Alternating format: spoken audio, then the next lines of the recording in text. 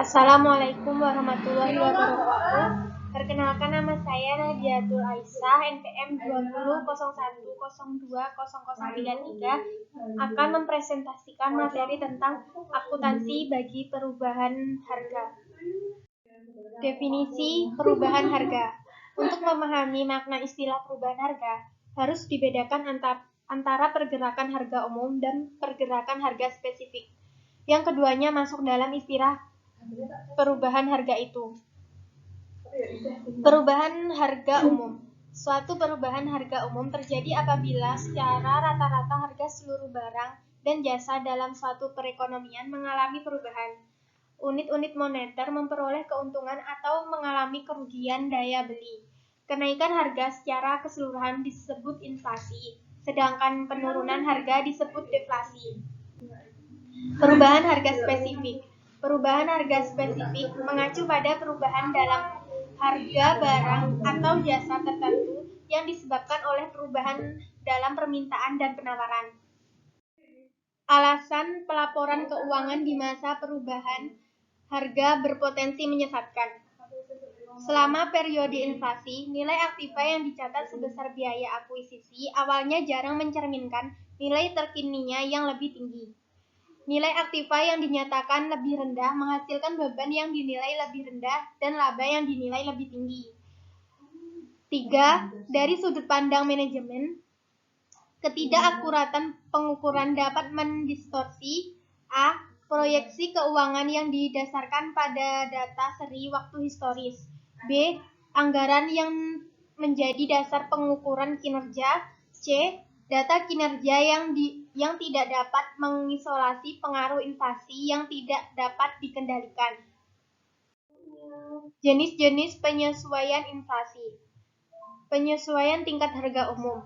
Jumlah mata uang yang disesuaikan terhadap perubahan nilai harga umum atau daya beli disebut uang mata uang konstan, biaya historis atau ekuivalen daya beli umum. Penyesuaian biaya kini. Model biaya kini berbeda dengan akuntansi yang konvensional dalam dua aspek utama. Pertama, aktiva tetap dinilai berdasarkan biaya kini dan bukan biaya historis. Kedua, laba adalah jumlah sumber daya yang dapat didistribusikan oleh perusahaan dalam suatu periode. 3. Biaya kini yang disesuaikan dengan tingkat harga umum.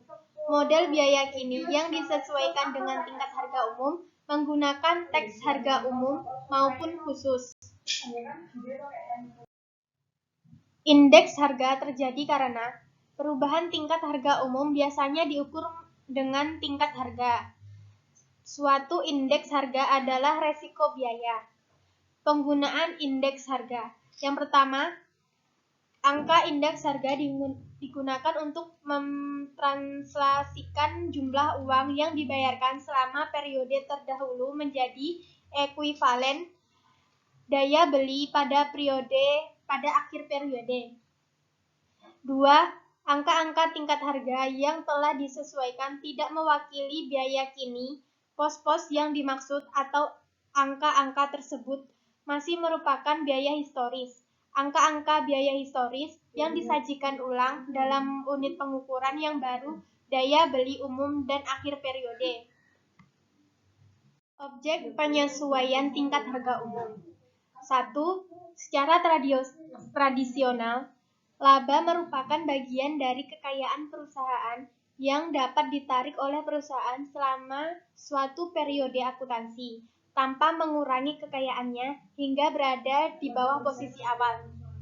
2. Akuntansi konvensional mengukur laba sebagai jumlah maksimum yang dapat ditarik dari perusahaan tanpa mengukur jumlah uang yang menjadi modal awalnya. 3. Selama inflasi, perusahaan akan mengalami perubahan kekayaan yang tidak berkaitan dengan kegiatan operasionalnya, yang biasanya perubahan ini muncul dari aktiva atau kewajiban moneter. Penyesuaian biaya kini. Akuntansi untuk perubahan harga khusus disebut sebagai model biaya kini. Model biaya kini berbeda dengan akuntansi konvensional dalam dua aspek utama, yaitu aktiva tetap dinilai berdasarkan biaya kini, bukan biaya historis. Laba didefinisikan sebagai kekayaan bersih setelah pajak dari perusahaan, yaitu jumlah sumber daya yang dapat didistribusikan oleh perusahaan dalam suatu periode atau tanpa pertimbangan komponen pajak, namun tetap dalam mempertahankan kapasitas produktif atau modal fisik perusahaan. Satu cara untuk mempertahankan model adalah dengan menyesuaikan posisi aktiva bersih awal perusahaan yang menggunakan indeks harga spesifik yang tepat atau penentuan harga langsung. Untuk mencerminkan perubahan dalam ekuivalen biaya kini aktiva selama periode berjalan. Pendekatan terhadap akuntansi inflasi dibedakan di beberapa negara, Amerika Serikat, Inggris, Brazil. Yang pertama, Amerika Serikat. FASB 1979 menerbitkan Pernyataan Standar Akuntansi Keuangan atau FAS nomor 33 tentang pelaporan keuangan dan perubahan harga yang mengharuskan perusahaan-perusahaan di Amerika Serikat yang memiliki persediaan dan aset tetap atau sebelum dikurangi akumulasi penyusutan senilai lebih dari 125 juta dolar atau memiliki total aset senilai lebih dari 1 miliar dolar untuk mencoba mengungkap akan daya beli tetap biaya historis maupun daya beli tetap biaya kini selama 5 tahun. Banyak pengguna yang menyusun informasi keuangan yang telah sesuai dengan SFAS nomor 33 mengemukakan bahwa 1. Pengungkapan ganda yang diwajibkan oleh FASB membingungkan. 2. Biaya untuk penyusutan pengungkapan ganda ini terlalu besar. Pengungkapan daya beli konstan. Biaya historis tidak terlalu bermanfaat bila dibandingkan data biaya kini.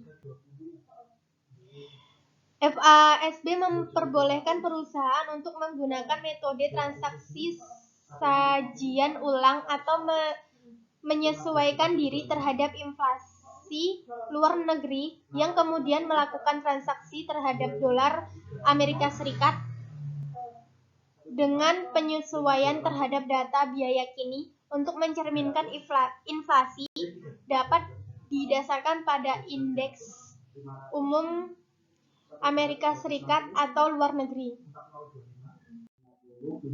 Kedua, negara Inggris. Komite Standar Akuntansi Inggris menerbitkan Pernyataan Standar Praktik Akuntansi 16. Standar di Inggris memperbolehkan 3 pilihan pelaporan. 1. Menyajikan akun-akun biaya kini sebagai pelapor keuangan dasar dengan akun-akun pelengkap biaya historis. 2. Menyajikan akun-akun biaya historis sebagai pelapor keuangan dasar dengan akun-akun pelengkap biaya kini. 3. Menyediakan akun-akun biaya kini sebagai satu-satunya akun yang dilengkapi dengan informasi biaya historis yang memadai. 3. Brazil. Penyesuaian pelaporan hukum perusahaan Brazil dan Komite Pengawasan Pasar Modal Brazil menyatakan 1. Penyesuaian inflasi yang sesuai dengan hukum perusahaan. 2. Penyesuaian inflasi terhadap aktiva permanen dan ekuitas pemegang saham. 3. Penyesuaian tingkat harga terhadap ekuitas pemegang saham merupakan jumlah investasi pemegang saham pada awal periode yang harus tumbuh agar tidak tertinggal dengan laju inflasi.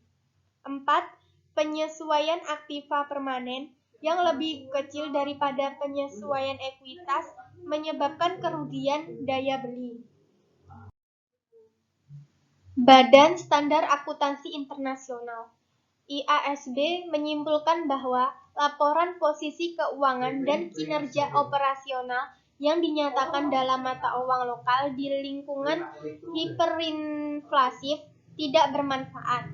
Perusahaan pelapor harus mengungkapkan: 1. Fakta bahwa penyajian ulang atas perubahan daya beli umum unit pengukur telah dilakukan. 2. Model penilaian aset yang digunakan dalam pelaporan utama, yakni penilaian historis atau biaya kini.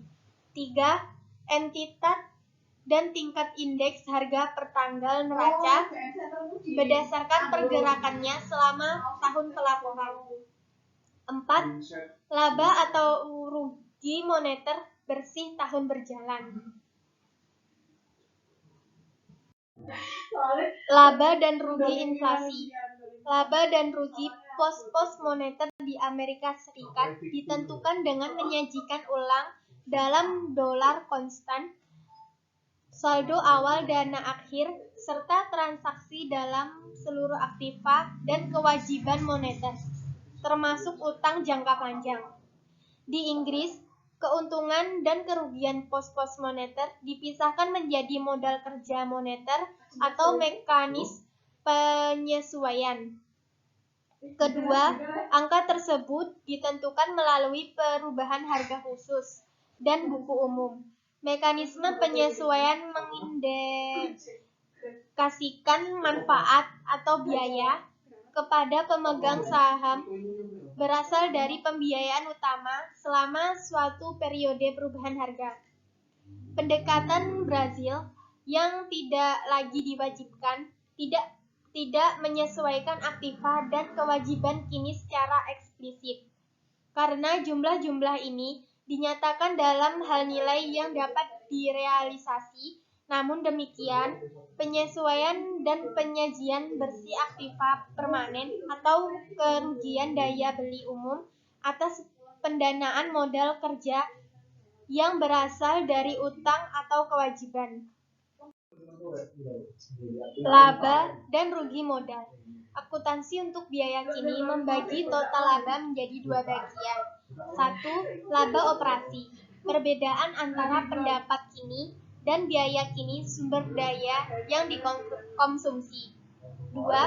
Keuntungan yang belum direalisasi yang timbul dari kepemilikan aktiva non-moneter dengan nilai pengganti yang meningkat bersamaan dengan inflasi.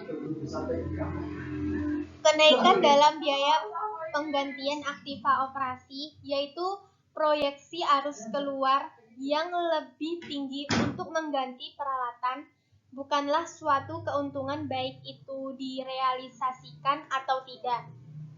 Apabila laba berbasis biaya kini mengukur perkiraan kekayaan perusahaan yang dapat digunakan, maka perubahan biaya kini persediaan aktiva tetap dan aktiva operasi lainnya merupakan revaluasi ekuitas pemilik yang merupakan bagian dari laba yang harus disimpan oleh perusahaan untuk mempertahankan modal fisiknya. Akuntansi untuk inflasi di luar negeri. Para investor memberi perhatian terhadap potensi perusahaan untuk menghasilkan dividen karena nilai inflasi mereka sangat tergantung pada dividen di masa depan. Potensi suatu perusahaan untuk menghasilkan dividen berkaitan langsung dengan kapasitasnya untuk memproduksi barang dan jasa. Jika suatu perusahaan mempertahankan kapasitas produksinya, baru ada suatu dividen masa depan yang dapat dipertimbangkan. Di Amerika Serikat, FASB berupaya untuk membahas masalah inflasi dengan mewajibkan perusahaan pelapor yang besar untuk melakukan eksperimen dengan mengungkapkan daya beli konstan, biaya historis, dan pengungkapan biaya kini. Menghindari double dip. Pada saat menyajikan ulang akun-akun luar negeri terhadap inflasi di luar negeri, seseorang harus berhati-hati untuk menghindari dari apa yang disebut sebagai kejatuhan ganda.